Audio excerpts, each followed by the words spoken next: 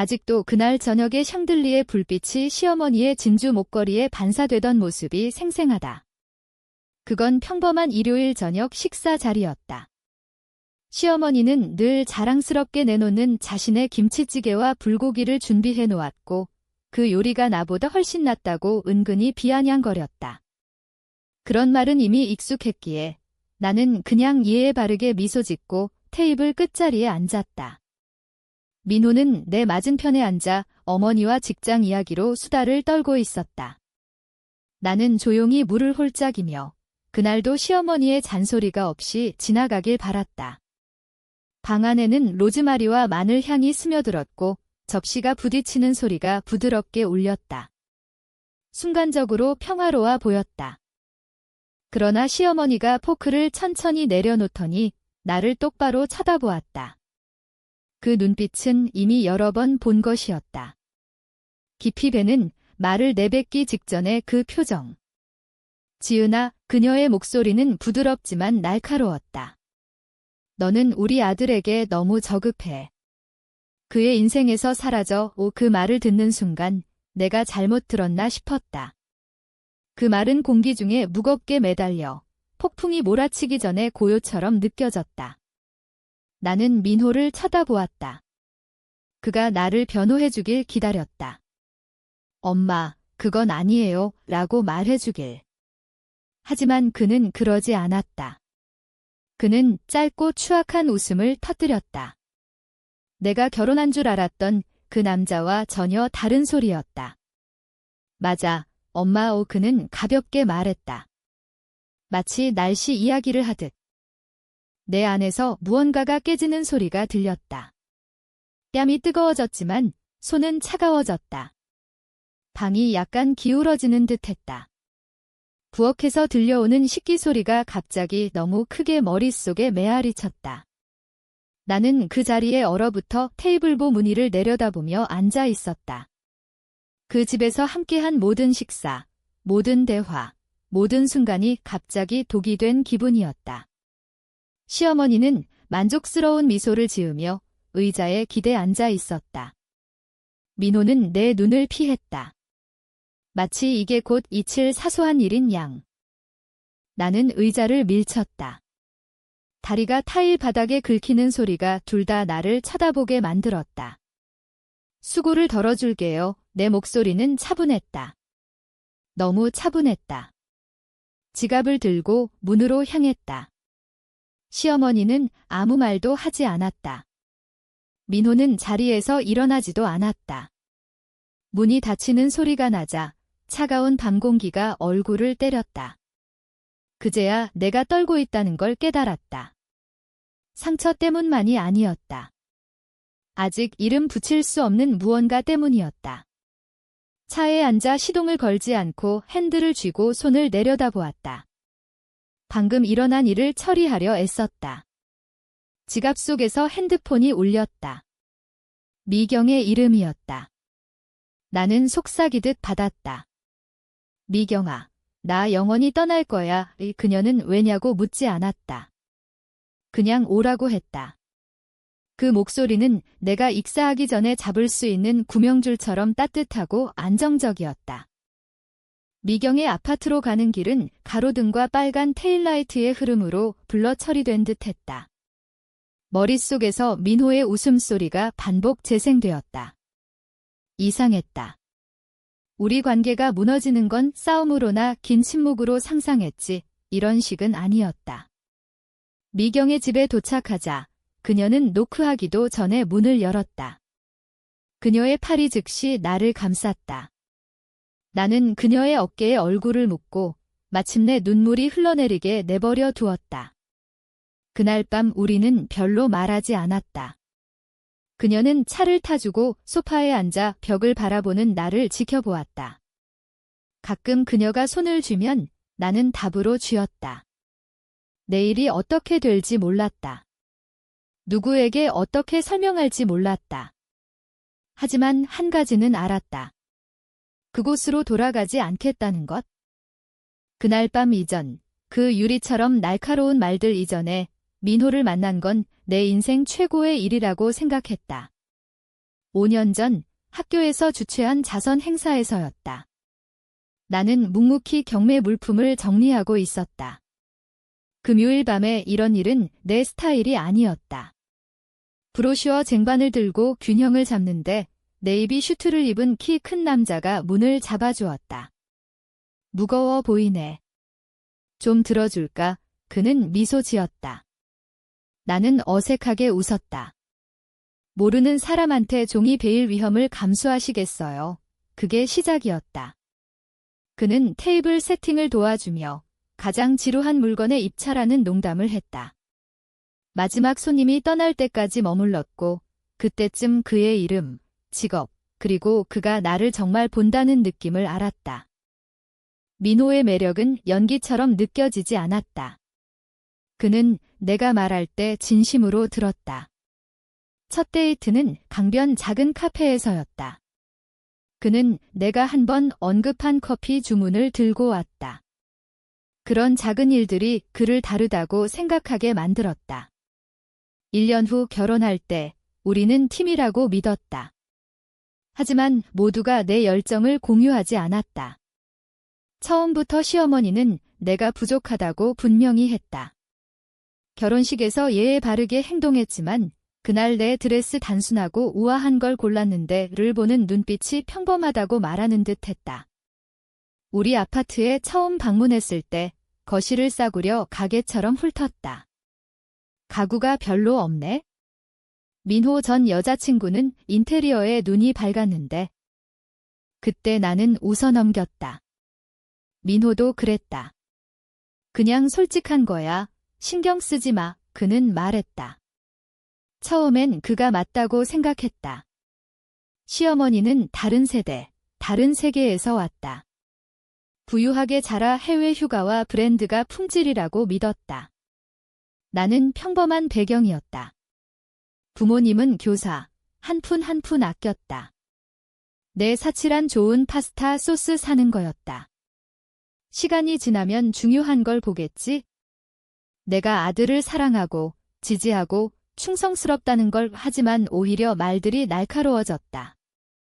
내 직업에 대해 비아냥. 선생님은 좋겠네. 방학 많아서 아니면 민호가 열심히 일하니 집값 혼자 안 내도 돼서 다행이야. 나는 그녀를 사로잡으려 애썼다. 우리 집에서 저녁을 주최했는데 요리할 때마다 불안에 속이 꼬였다. 살 수 없는 드레스를 사서 외모가 맞으면 민호의 전 여자들과 비교하지 않을까 싶었다. 민호는 내가 불평하면 머리를 저었다. 엄마 성격이 원래 그래? 신경 쓰지 마. 하지만 신경 쓰였다.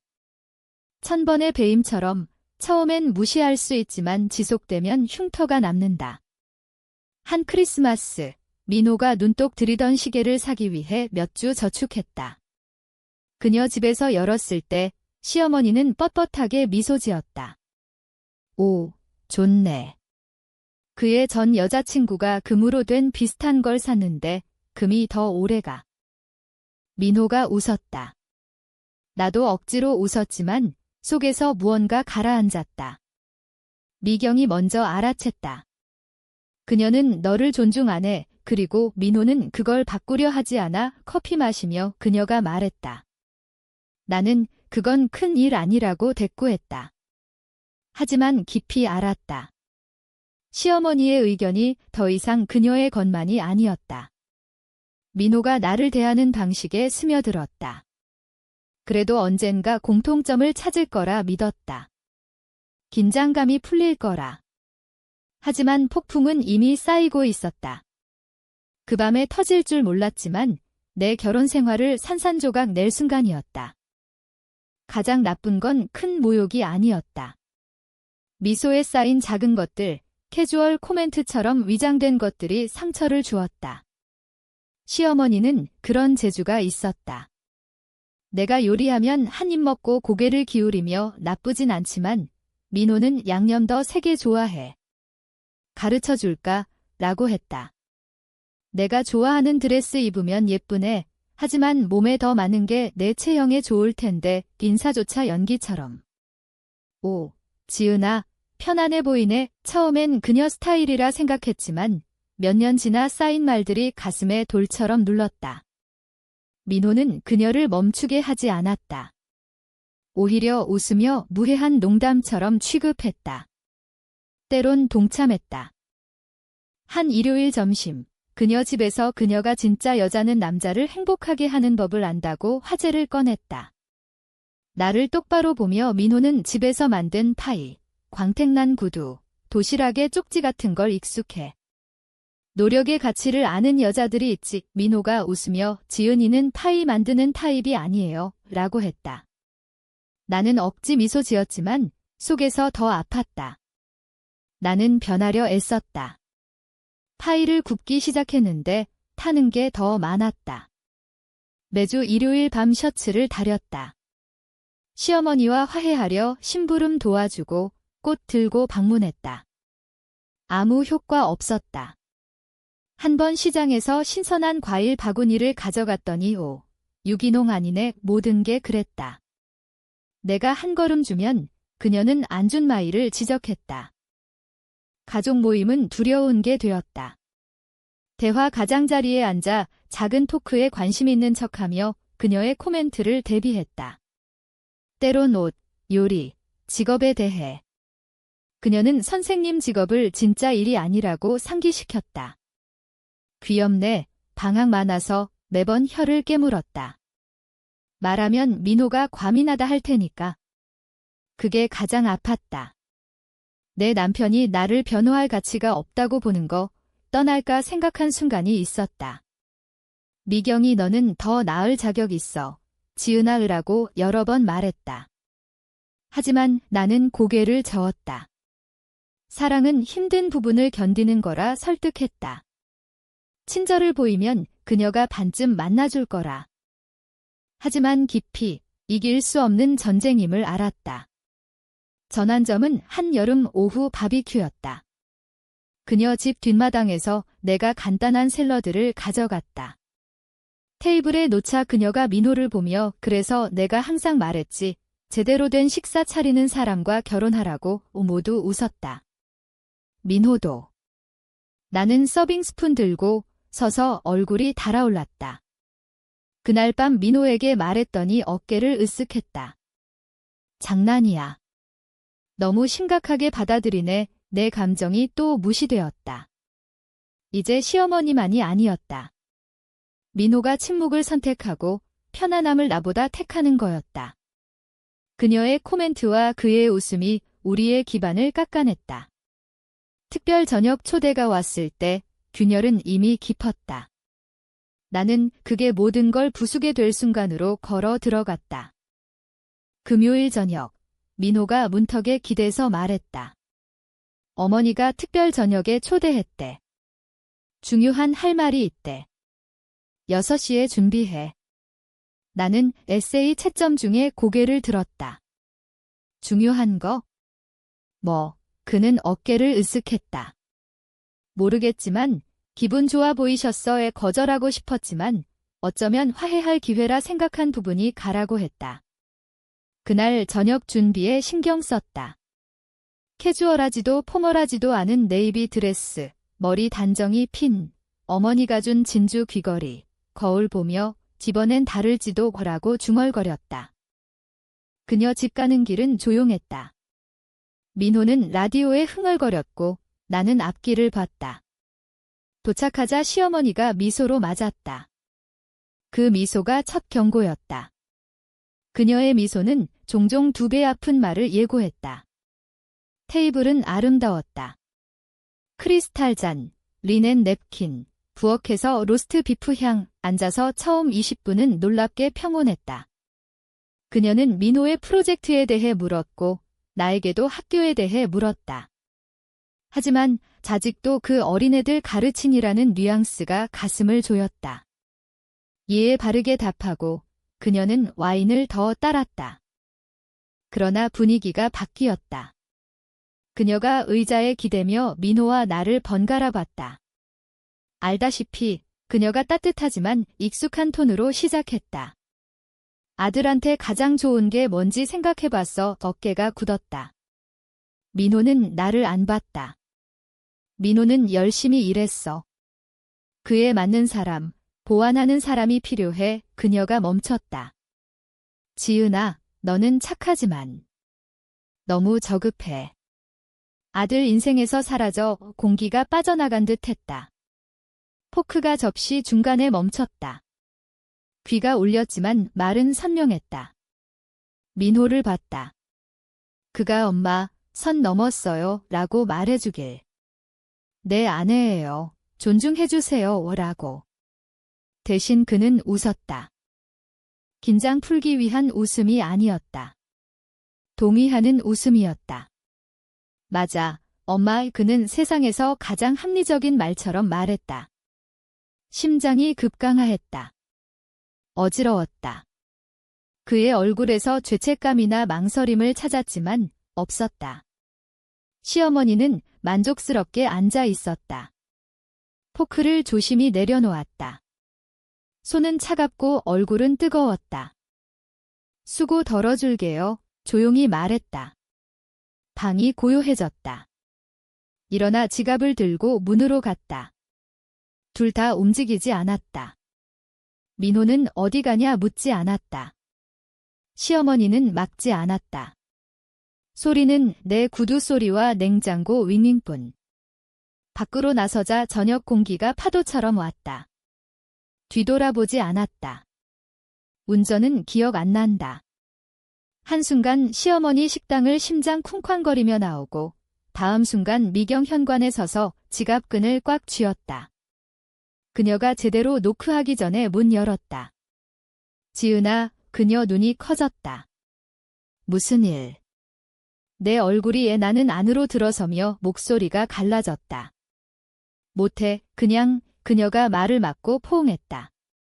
나를 붙들려는 듯 꽉. 즉시 울지 않았다. 그녀 어깨에 뺨 기대고 얼어붙어 저녁의 무게를 느꼈다. 안전하다 느끼자 눈물이 왔다. 소파에 앉아 모든 걸 말했다. 시어머니 말, 민호의 침묵, 웃음, 고개 끄덕임. 끝나자 미경의 손이 주먹 쥐어졌다. 뭐라고? 그녀 목소리 날카로웠다. 그리고 그는 그냥 앉아 있었어. 나는 고개 끄덕였다. 그녀가 크게 숨을 내쉬며 기대 앉았다. 지은아, 이건 오늘 일만 아니야.